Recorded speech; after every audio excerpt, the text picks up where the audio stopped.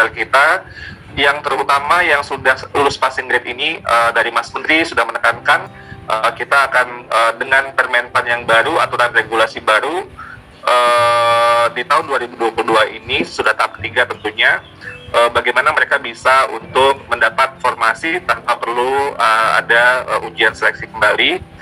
Dan saya juga mohon kepada Bapak Ibu semua, mohon diadvokasikan kepada Pemdanya masing-masing, penting sekali.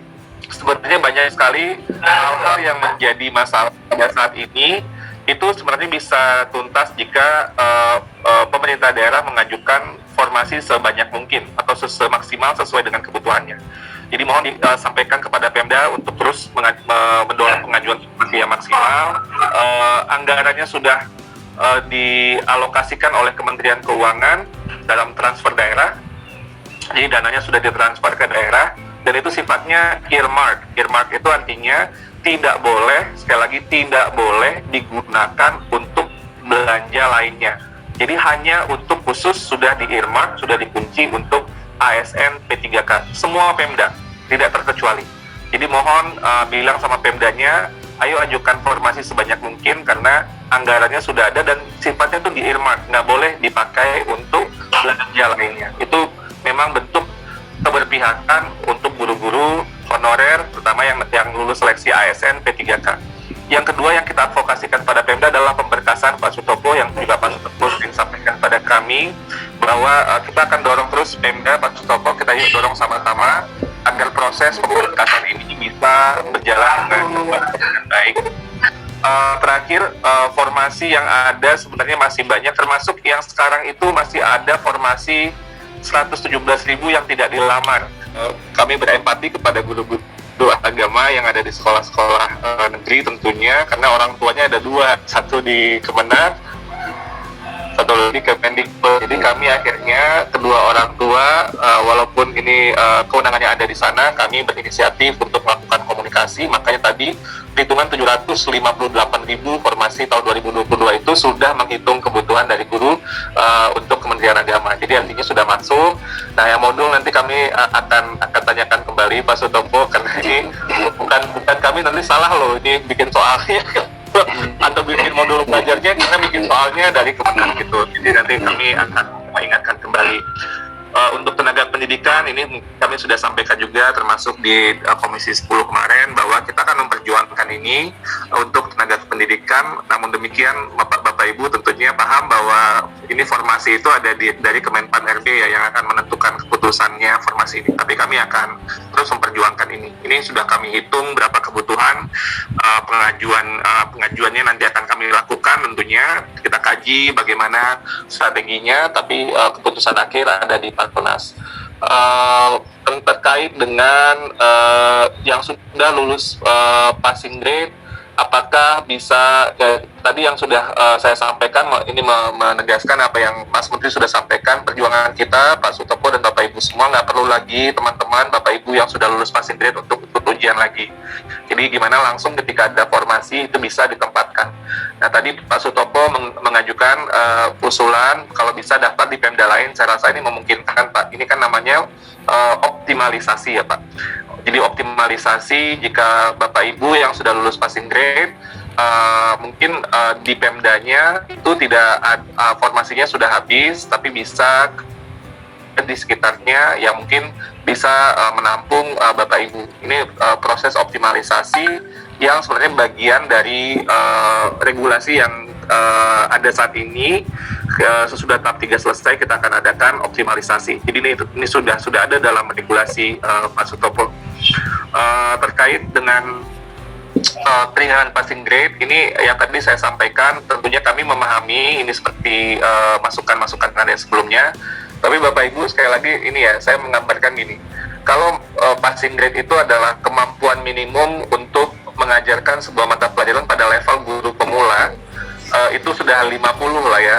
Lalu kemudian kita turunkan, mungkin kalau yang di atas 50 tahun udah 100% ya Pak, kalau di penyesuaian ya. Itu kami berempati dengan masa kerja, nggak bisa kami hitung, oke, kalau 50 tahun ke atas rasanya pasti sudah lama mengajarnya gitu ya. Tapi yang kemudian passing grade yang sebelumnya, afirmasi yang ada, itu bisa menurunkan dari passing grade yang tadi. Jadi misalnya dari 50, kalau afirmasinya 10% jadi 40, tambah afirmasi 10% lagi 30. Kalau terus diturunkan Pak jadi 20 dan jadi 10. Jadi untuk menjadi guru kan kita malu sendiri nanti. Masa mau mengajar anak kita nanti nilai passing grade-nya 10 atau 20, padahal yang passing grade awalnya itu sudah kemampuannya minimum sekali dari level butuh pemula. Jadi itu mohon dimaklumi. Tapi kami akan mencari mekanisme tadi ya yang tadi sudah disampaikan, apakah memudahkan ya masa kerja dan lain sebagainya. Itu catatan-catatan yang akan terus kita lakukan. Verifikasi itu secara pendataan sistem yang paling bisa dipertanggungjawabkan secara data adalah usia seseorang gitu, yaitu data dari Dukcapil. Tapi dari segi masa kerja ya, karena proses pencatatannya ini kita tahu seluruh Indonesia ya Bapak Ibu, mungkin kalau di daerah kita mungkin cukup rapi pencatatannya, tapi ya di berbagai tempat di pelosok-pelosok dan lain sebagainya itu mungkin pencatatannya kurang rapi, sehingga data pun tidak bisa diverifikasi. Nah ini mungkin kita akan perlu terobosan.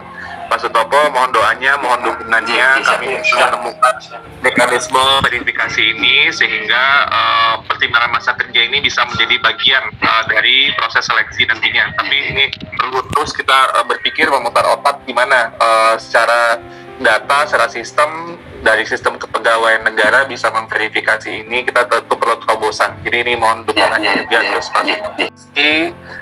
Ayo dong bantu buatkan teman-temannya yang masih belum lulus passing grade, terutama ayo bantu belajarnya, kita saling mengingatkan, kita saling berbagi. Dan tadi kalau Pak Sutopo ada request, saya pun juga ada request Pak Sutopo. Request saya buat Bapak Ibu guru semua, ayo kita sama-sama semuanya, orientasi utama kita berjuang bersama-sama untuk murid-murid kita. Ini yang jadi filosofi dari kemerdekaan Merdeka Belajar itu, Bapak Ibu, filosofinya adalah kita betul-betul berpihak pada murid. Jadi ketika saya ditanya tujuan Merdeka Belajar ada 3, yaitu adalah murid, dan murid. Fokus utama kepada murid, dan kita semua orang-orang dewasanya adalah untuk melayani murid-murid kita dengan sebaik-baiknya. Yang diamanahkan kepada kita harus terus belajar dan berbagi, berkolaborasi. Nggak bisa ada cara lain untuk bisa menjawab kebutuhan yang dibutuhkan murid-murid kita, melayani mereka. Kita nggak bisa berhenti untuk terus belajar.